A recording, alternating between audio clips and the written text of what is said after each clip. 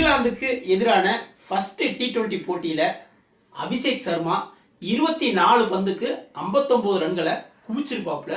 இதுல 4 சிக்ஸர் 6 பவுண்டரிகள் அடங்கும். இப்போ இந்த சிக்ஸர் அடிச்சதன் மூலம் ஒரு உலக சாதனையை அபிஷேக் சர்மா படைச்சிருக்காங்க. ஏற்கனவே T20 போட்டிகளில் 98 சிக்ஸர்களை அபிஷேக் சர்மா அடிச்சிருந்தாப்புல. இந்த போட்டியில 2வது சிக்ஸர் அடிச்ச உடனே 100 சிக்ஸர்கள் அப்படிங்கிற ஒரு மைல்கல்ல எட்டியிருக்காப்புல. சர்வதேச அளவுல மிக குறைந்த பந்துல 100 சிக்ஸர்களை அடிச்சவர் அப்படிங்கிற ஒரு உலக சாதனையை படைச்சிருக்காப்புல. ஏற்கனவே இந்த சாதனை வெஸ்ட் இண்டீஸ் வீரர் லீவிஸ்ட இருந்தது. லீவிஸ் 789 பந்துக்கு 100 சிக்ஸர்கள் அடிச்சது தான் இதுவரைக்கும் ரெக்கார்டா சாதனையா இருந்தது. அதை அபிஷேக் சர்மா பிரேக் பண்ணி 785 பந்துகள்ல 100 சிக்ஸர்களை ரீச் பண்ணவர் அப்படிங்கிற ஒரு வேர்ல்ட் ரெக்கார்டை அபிஷேக் சர்மா படைச்சிருக்காப்புல.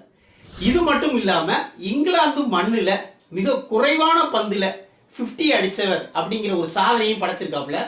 ஏற்கனவே KL ராகுல் இங்கிலாந்துக்கு எதிராக 27 பந்துகள்ல 50 அடிச்சதுதான் ரெக்கார்டா இருந்தது.